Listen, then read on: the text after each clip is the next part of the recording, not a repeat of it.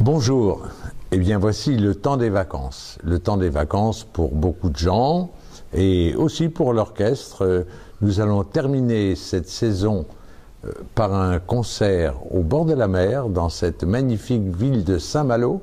Et je vous en ai déjà parlé. Je vous rappelle que nous sommes le 30 juillet dans la cathédrale de Saint-Malo pour interpréter les concertos pour orgue et orchestre de Handel.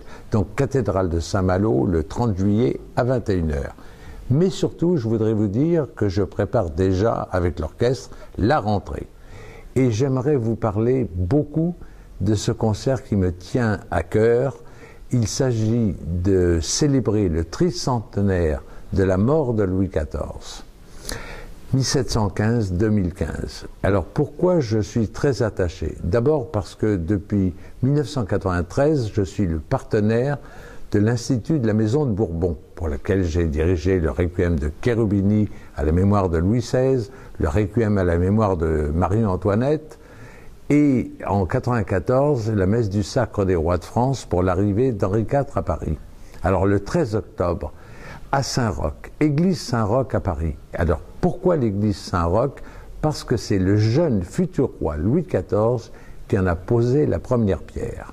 Et autre renseignement, c'est dans cette superbe église qu'a été donc baptisé le nôtre, qui s'y est marié et dans laquelle on a célébré ses obsèques. Alors vous voyez, 3 raisons pour le choix de Saint-Roch. Et pour illustrer ce tricentenaire, une première œuvre qui sera le Te Deum de Charpentier, pour symboliser ce jeune roi brillant qu'on appelait le roi Soleil. Il y aura une lecture du Testament et des mémoires de Louis XIV par un membre de l'Institut de la Maison de Bourbon. Et pour célébrer, évidemment, c'est le tricentenaire de la mort du roi. Un chef-d'œuvre également absolu, c'est le De Profundis de Delalande.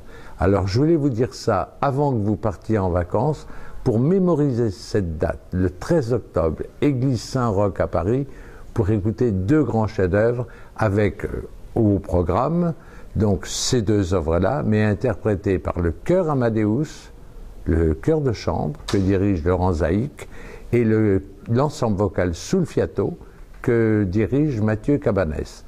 Alors, avec les solistes magnifiques que j'ai d'habitude, je vous donne rendez-vous donc 30 juillet, église de Saint-Malo, et 13 octobre, Saint-Roch à Paris, pour l'anniversaire de la mort du roi Louis XIV. Je vous souhaite de bonnes vacances. Je vous en dirai plus à la rentrée. À bientôt et bonnes vacances.